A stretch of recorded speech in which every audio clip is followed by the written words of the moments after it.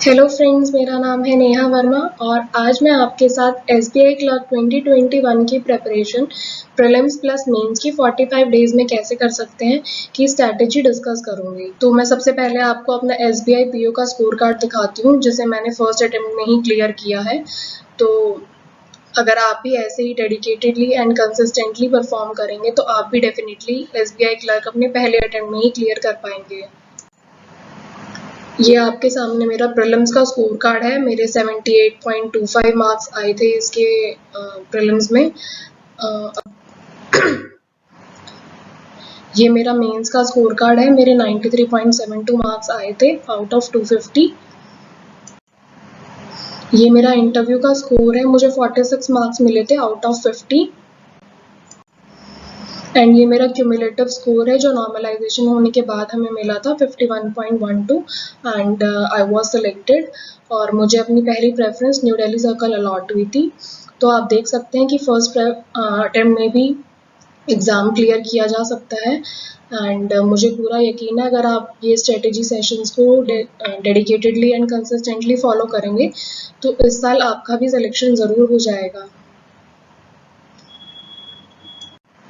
If you are a complete beginner और जो notification देख के अभी सोच रहे हैं कि हमें इसकी प्रिपरेशन करनी है तो उनके लिए मैंने ये टारगेट शेड्यूल बनाया है कि सबसे पहले आप सिलेबस को अच्छे से एनालाइज करें एंड देखें कि आपको कौन कौन से टॉपिक्स उसमें से ऑलरेडी आते हैं एंड आज ही एक मॉक टेस्ट अटेम्प्ट करें जस्ट टू नो कि एग्ज़ाम पैटर्न कैसा है और टाइम का कैसा प्रेशर रहता है जब हम मॉक टेस्ट अटेम्प्ट कर रहे होंगे।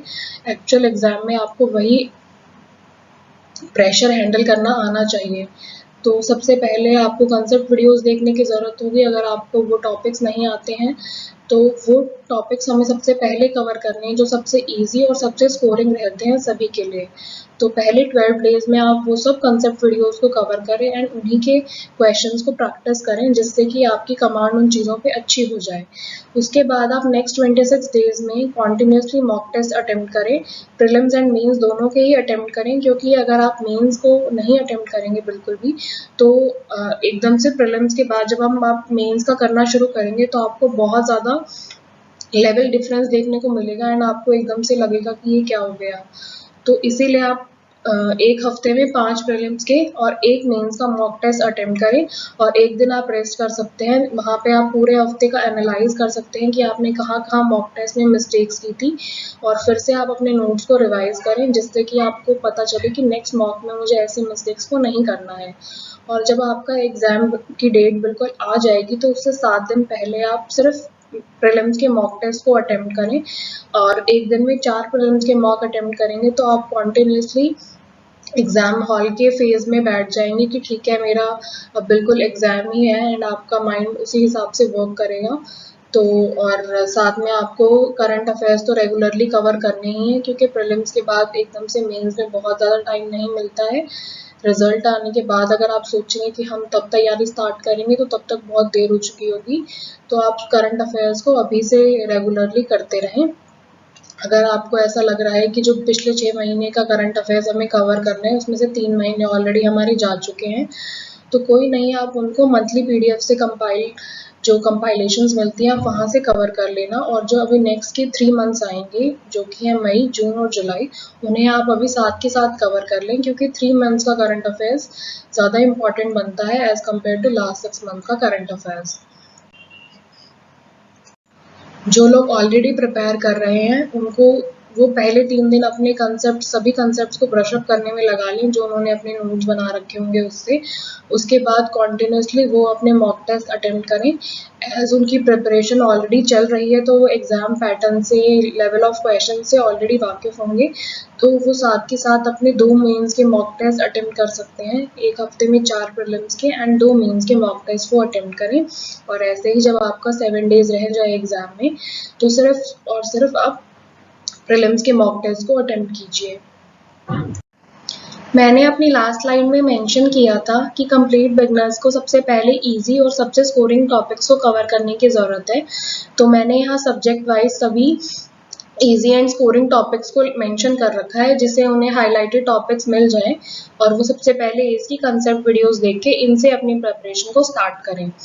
तो सबसे पहले हम इंग्लिश की स्टार्ट करते हैं। तो यहाँ पे हमारे फिलर्स आते हैं जो 3 तरीके से आते हैं, single, double and triple fillers, और ये काफ़ी आसान ही होते हैं करने। इसके बाद आता है वर्ड स्वैपिंग। वर्ड स्वैपिंग में रहता है कि एक सेंटेंस में आपके कुछ वर्ड्स को हाईलाइट कर दिया जाएगा और उन्हें बोलेंगे कि इंटरचेंज करो, जिससे कि एक मीनिंगफुल सेंटेंस का फॉर्मेशन हो। इसके बाद आते हैं हाईलाइटेड वर्ड करेक्शन।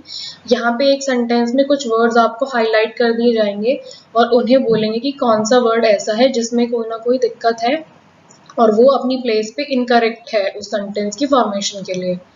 उसके बाद मैच द कॉलम आता है। आपके पास 2 कॉलम्स होते हैं, दोनों ही कॉलम्स में कुछ कुछ सेंटेंस का एक पार्ट लिखा होता है और आपको उनमें आपस में मैच करके एक मीनिंगफुल सेंटेंस फॉर्म करना होता है।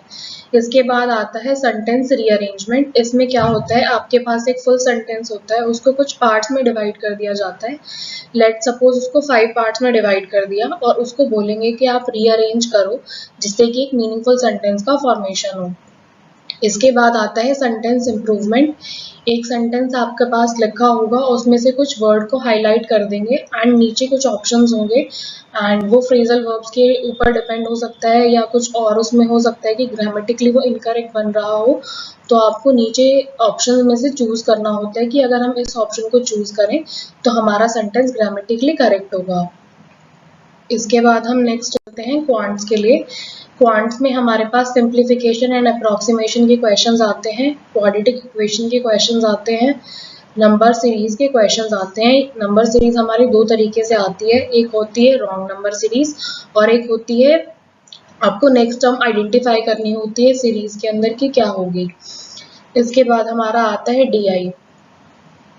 तो ये सारे टॉपिक्स आपके काफ़ी ईजी होते हैं कवर करने एंड आपको बेसिक कैलकुलेशन थोड़ी इम्प्रूव करनी पड़ेगी इसके लिए, जिससे कि आपकी कैलकुलेशंस थोड़ी स्ट्रांग हो जाएं। नेक्स्ट चलते हैं हम लोग रीजनिंग के सब्जेक्ट पे। रीजनिंग में हमारा आता है syllogism, inequalities, Chinese coding, direction distance, blood relations and puzzles.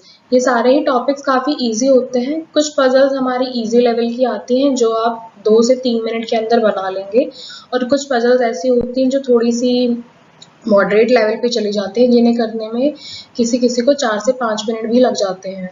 तो आपको अभी इनिशियली टारगेट करना है कि जो इजी लेवल की पजल्स होती हैं आप उनको स्कोर कर सके एंड धीरे धीरे फिर आप बाकी टॉपिक्स को भी कवर कर लेंगे तो आपका ओवरऑल स्कोर बूस्ट होने लगेगा। इसके बाद हम लोग जनरल अवेयरनेस सेक्शन को देखते हैं।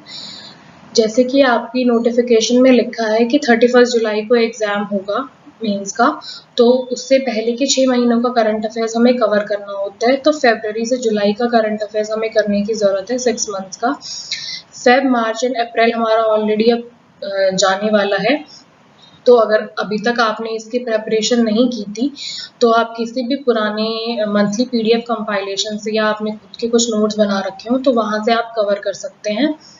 इसके बाद मई, जून और जुलाई हमारा अभी आने वाला है आगे, तो आप इसकी प्रिपरेशन अगर अभी तक आपने नहीं की है तो अब आप कॉन्टिन्यूसली कर सकते हैं, क्योंकि लास्ट 3 मंथ्स का करंट अफेयर्स सबसे ज़्यादा इम्पॉर्टेंट बनता है। तो आप इसको डेली कवर करें और ज़रूर से अपने नोट्स वगैरह रेगुलर बनाएं, जिससे कि आपको ईजी रहेगा बाद में उनको रिवाइज करना। और आप ये भी कर सकते हैं कि आप एक अपनी नोटबुक बना लें जहां आप अपनी मिस्टेक्स को नोट डाउन कर रहे हैं, स्पेसिफिकली रिलेटेड टू इंग्लिश, क्योंकि कई बार ऐसा होता है कि हम बेसिक ग्रामर रूल्स को पढ़ लेते हैं और उसके नोट्स वगैरह नहीं बनाते, तो विद द टाइम हम कुछ चीज़ें उसकी भूलने लगते हैं। तो जब आप मॉक टेस्ट करें और आपका ऐसा कोई क्वेश्चन आए जहाँ बेसिक रूल्स के ऊपर कुछ ऐसा हो, तो वो चीज़ें आप एक नोटबुक में नोट कर सकते हैं और फिर अपने जब आपका प्रीलिम्स एग्जाम आने वाला हो उससे 7 डेज पहले आप उसको रिवाइज कर लें अच्छे से, जिससे कि आप लास्ट मिनट में आपके सभी कंसेप्ट ब्रशअप भी हो जाएं एंड आप फुल फ्लेज अपनी प्रिपरेशन कर सकें। तो अगर आपको कुछ और डाउट्स हैं कि कैसे हमें और कैसी चीज़ें टारगेट करनी चाहिए तो आप मुझे कमेंट सेक्शन में बता सकते हैं इस वीडियो के। And all the best for your preparation and thank you for watching this video.